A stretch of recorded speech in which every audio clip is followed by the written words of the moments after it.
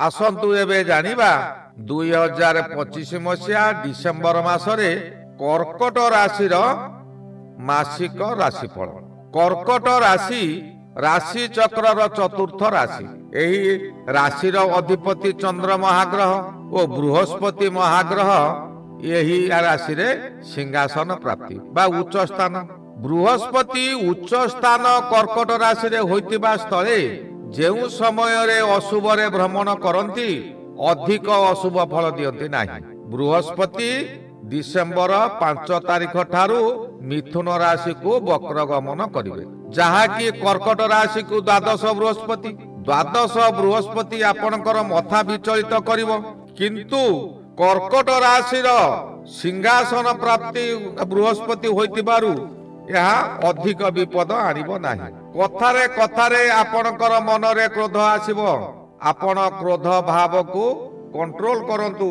आपण जहा सहित कथाबार्ता करुछंती से कथाबार्ता रे संयमता रक्षा करंतु, नचेत आपणकर विपद आसिबो।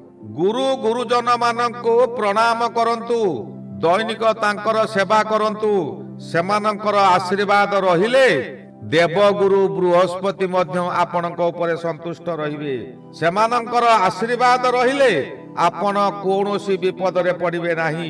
परिवार मध्य रे स्वामी स्त्री मध्य रे कलह हेबो, यह साधारण कथा, किंतु यही कलह को अति गुरुतर भाव रे नियंतु नाही। जहा कहउचंती ताहा को भाबी चिंती किछि कार्य करंतु। परिवार लोके आपण को सपोर्ट करिवे नाही। एही समय आपण एकुटिया होई जिवे, दुख रे समय काटिबे।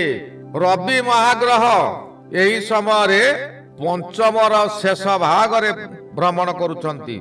जेउ समय रे रवि पंचमर शेष भाग रे भ्रमण करंती, से समय रे आपणकर बहु गुरुत्वपूर्ण कार्य हाथरू चली जाइतिला, ताहा पुणी आपणक निकट को फेरी आसिबो। आपणकर पूर्वरु कोर्ट कचेरी रे केस चलीतिला, से केस आपणक सपक्ष रे जीवो। पंचम स्थान ज्ञान स्थान और बुद्धि स्थान होइतिबारु आपणकर एही समय रे ज्ञान वृद्धि हेबो। आपणक बुद्धि बल रे बहु बड़ बड़ काम मध्य हासिल करि परिबे। आपणकर बुद्धि एपरि हेबो जे आपणकर उपस्थित बुद्धि प्रचुर परिमाण रे बढ़ी जिवो, जहाँकि जणे प्रश्न पचारिबा क्षणी बा जणे कोनोसी कथा कहबा क्षणी ताहार उत्तर आपणकर अंतररु बाहरी आसिबो। तांकर प्रश्न सरी नथिबो, आपणकर उत्तर बाहरी आसिबो, जा द्वारा आपण प्रत्येक स्थान रे विजयी हेबे। 16 तारिख ठारू रवि षष्ठ को जिबे। षष्ठ रवि गोचर समय रे चतुर्दिगरु शुभ फल मान मिले। आपणकर यही समय रे नूतन बंधु प्राप्ति हेबो। जेउ माने आपणक सहित शत्रुता करुथिले से माने आपणकर मित्रता पालटि जिबे। आपणकर परिवार मध्य रे जहा किछि मनमालिन्य थिला 16 तारिख परे ताहा सबु समाधान होई जिवो। स्वास्थ्य समस्या मध्य तुटी जिवो। आपणकु जेउ माने घृणा चक्षु रे देखुथिले से माने आपणकर गुणगान करिवे। कांध को कांध मिलाई आपण को साहाय्य करिवे। यही समय रे आपण कोनोसी नूतन कर्म बा नूतन व्यवसाय मध्य करि पारंती। आपणकर विवाह प्रस्ताव आसी पारे, किंबा आपणक पुत्र कन्यांकर विवाह प्रस्ताव एही समय रे आसी पारे। विवाह संपादना मध्य होई जिवो। अकस्मात अजणा स्थानरु धन प्राप्ति हेबो। पूर्वरु भोगुथिबा दुख जंत्रणारु आपण मुक्ति पाइबे। आपण करुथिबा व्यवसाय एही समय रे दिन को दिन वृद्धि हेबो। आशा ठारू अधिक लाभ हेबो। एही षष्ठ रे रवि गोचर रे भ्रमण करुथिबा समय रे आपण किछि संचय मध्य करिवे। आपणकर मन धर्म दिग को गति करिवो। आपण कोनोसी धर्म कार्य रे अर्थ व्यय करि पारंती। धर्म कार्य रे अर्थ व्यय कले ताहा केबे अजथा जाए नाही, ताहा निश्चिंत दिने आपण को साहाय्य करिवो। कर्कट राशि सकाशे मंगल महाग्रह षष्ठ रे, जे कि मंगल महाग्रह सेनापति परि कार्य करे। मनुष्यर शक्ति हेउची मंगल महाग्रह। षष्ठ रे जेउ समय रे मंगल भ्रमण करंती आपण को प्रत्येक स्थान रे विजयी कराइबो। आपण जेउ कार्य करंतु से कार्य रे आपण को सफलता मिलिबो। व्यवसाय करुथिबा व्यक्ति माने दिन को दिन व्यवसाय रो अग्रगति हेबो, आशा ठारू अधिक लाभ हेबो। पाख व्यवसायी माने पूर्वरु जदि शत्रुता करुथिबे से माने जोक मुहरे लुण देला परि होई रहिबे। आपणकर व्यवसाय दिन को दिन वृद्धि हेबो, शरीर रे मध्य शक्ति आसीबो। आपण बहु परिश्रम करिवे। जेउ माने चाकरी करिसंती सेमानंकर चाकरी रे एई समय पदोन्नति होई पारे। उच्च कर्तृपक्ष आपणक सपक्ष रे जिवे, आपणकु सर्वदा आगडा करा करिवे। एई समय आपणकर वेतन वृद्धि होई पारे, ताहाकु एडाई देई हेबो नाही।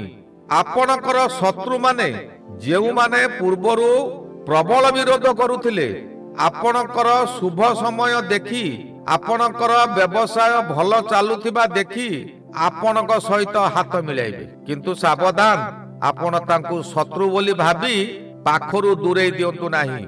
से शत्रु माने एपरि हेबे जे आपणकर केउ व्यक्ति विरोधी थिले, आपणकु केउ व्यक्ति हैरान करुथिले, से समस्त कथा आपणकु कहि देबे। आपण सतर्क रहि जिवे। लेंबू गछ गोटिए कंटा गछ, किंतु लेंबू फलिला परे ताहा बहु उपकार रे आछे। जेउ वृक्ष रे पाचिला लेंबू थाए से वृक्ष लक्ष्मी सदृश्य।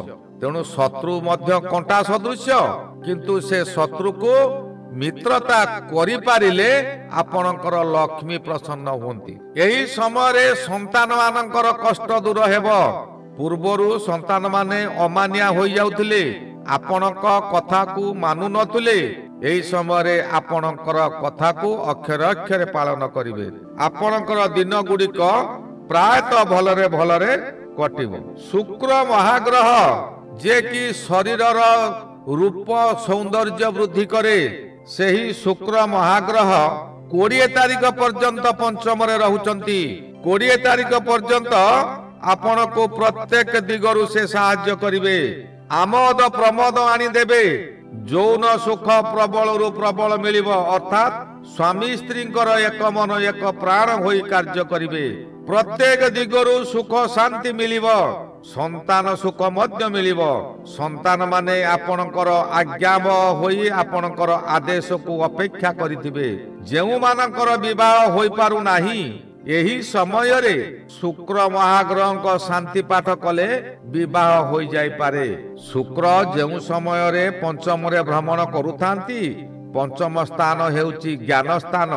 एणु एही समय रे आपणकर धर्म ज्ञान वृद्धि हेबो। कोनोसी धर्म अनुष्ठान रे आपण जोग देई किछि अर्थ सहाय्य करी से धर्म अनुष्ठान रो उन्नति करिवे। यहा द्वारा आपण पुरस्कृत मध्य होई पारंती। उच्च स्तर को आपण उन्नीत होई पारंती। जेउ मानक सहित मनमालिन्य पूर्वरु थिला, सेमानक सहित भल होई जिवो। स्त्री किंबा पुरुष एमानकर मनमालिन्य पूर्वरु थिला, ताहा सब तुटी जिवो। बुद्ध महाग्रह मध्य षष्ठ रे भ्रमण करुचंती। षष्ठ रे जेउ समय रे बुद्ध भ्रमण करंती, से समय रे व्यक्ति को बहु शुभ फल दियंती। बुद्ध हेउची बुद्धिर कारक ग्रह। आमे जहा बुद्धि खटाई कार्य करुचंती, से कार्य को बुद्ध ग्रह ही करांती। षष्ठ रे जेउ समय रे बुद्ध भ्रमण करंती, कला कौशल रे व्यक्ति को अग्रगण्य करंती। आपण पूर्वरु जेउ कला आपणक शरीर रे अछि बा मन रे अछि, सेही कला को आपण विभिन्न दिगरे प्रचार प्रसार करिवे। निज प्रतिभा बल रे देश विदेश रे आपण सम्मान प्राप्ति हेबे। सभा समिति रे वक्तृता प्रतियोगिता रे सफलता पाइबे। एही समय रे आपण जदि कुटीर शिल्प करूछंती बा छोटिया व्यवसाय टे करूछंती, से व्यवसाय रे आपण बहु लाभवान हेबे। विभिन्न दिगरु आपण को आपणक सामग्री रो ऑर्डर आसीबो। आपण व्यवसाय को एपरि भाव रे परिचालित करिवे जे आपणकर उन्नति दिनकु दिन हेबो, अर्थ मध्य आपणक पाखरे गच्छित हेबो। जेउ माने कवि किंबा लेखक, से माने जहा किछि कागज कलमटे धरी लेखि दियंतु, ତାହା ଏକ କବିତା ହୋଇଯିବ ଓ ସଭା ସମିତିରେ ତାହା ମଧ୍ୟ ଉଚ୍ଚ ପ୍ରଶଂସିତ ହେବ। ତହିଁରେ ଆପଣଙ୍କୁ ଉପଢୌକନ ମିଳିବ, ପୁରସ୍କାର ମିଳିବ, ପୁରସ୍କାର ବାବଦରେ ଅର୍ଥ ମଧ୍ୟ ମିଳିବ। ଏହି ସମୟରେ ଧର୍ମରାଜ ଶନି ଗ୍ରହ ନବମରେ ଅଛନ୍ତି। ନବମରେ ଶନି ଭ୍ରମଣ କରୁଥିବା ସମୟରେ ପ୍ରାୟତଃ ବ୍ୟକ୍ତିକୁ ଶୁଭ ଅଶୁଭ ଉଭୟ ଫଳ ଦିଅନ୍ତି। ଶନିଦେବ ହେଲେ ଧର୍ମରାଜ, ନବମ ହେଲା ଧର୍ମ ଘର, ଭାଗ୍ୟ ଘର। ତେଣୁ ଆପଣଙ୍କର ଭାଗ୍ୟକୁ ଶନି ହିଁ ପରିଚାଳିତ କରୁଛନ୍ତି। ଶନି ସର୍ବଦା ଚାହାନ୍ତି ବ୍ୟକ୍ତି ଅନ୍ୟାୟ ନ କରୁ, ସତ୍ ପଥରେ ଯାଉ। ଅନ୍ୟାୟ କଲେ ଶନି ଆପଣଙ୍କୁ ବିପଦରେ ପକାଇବ। ଆପଣ ଯଦି ସତ୍ ପଥରେ ଥିବେ ଶନି ଆପଣଙ୍କୁ କେବେ ବିପଦରେ ପକାଇବ ନାହିଁ। ଏହା ଶନି ସପ୍ତାହର ମଧ୍ୟ ଶେଷ ଭାଗ। ବିଗତ ପ୍ରଥମ ଚରଣ ଓ ଦ୍ୱିତୀୟ ଚରଣ 5 ବର୍ଷ ଯାଇଛି। ଏହା ଶନିର ତୃତୀୟ ଚରଣ। ଆପଣ ସର୍ବଦା ଧର୍ମ କର୍ମରେ ମନ ଦିଅନ୍ତୁ, ତହିଁରେ ଆପଣଙ୍କୁ ସୁଖ ମିଳିବ। କିନ୍ତୁ ଧର୍ମ କାର୍ଯ୍ୟ କରିବାକୁ ମନକୁ ଦୃଢ଼ତା କରିବା ଦରକାର। ତହିଁରେ ପ୍ରବଳ ବାଧା ଆସିବ, ନିନ୍ଦା ମିଳିବ। ସତ୍ କର୍ମ କରିବାକୁ ଯାଇ ବିଭିନ୍ନ ଲୋକ ଆପଣଙ୍କୁ ନିନ୍ଦା କରିବେ। ଏଥି ସକାଶେ ଆପଣ ବିଚଳିତ ହୁଅନ୍ତୁ ନାହିଁ। ବିଚଳିତ ହେଲେ ଆପଣ ବିପଦରେ ହିଁ ପଡ଼ିବେ। ଏହି ଗଲା 2025 ମସିହା ଡିସେମ୍ବର ମାସରେ କର୍କଟ ରାଶିର ମାସିକ ରାଶିଫଳ। ଶ୍ରୀ ଗୁରୁ ବ୍ରହ୍ମ ମହିମା ଆଲେଖ ଶରଣ। ଶ୍ରୀ ଗୁରୁ ବ୍ରହ୍ମ ମହିମା ଆଲେଖ ଶରଣ। ଶ୍ରୀ ଗୁରୁ ବ୍ରହ୍ମ ମହିମା ଆଲେଖ ଶରଣ।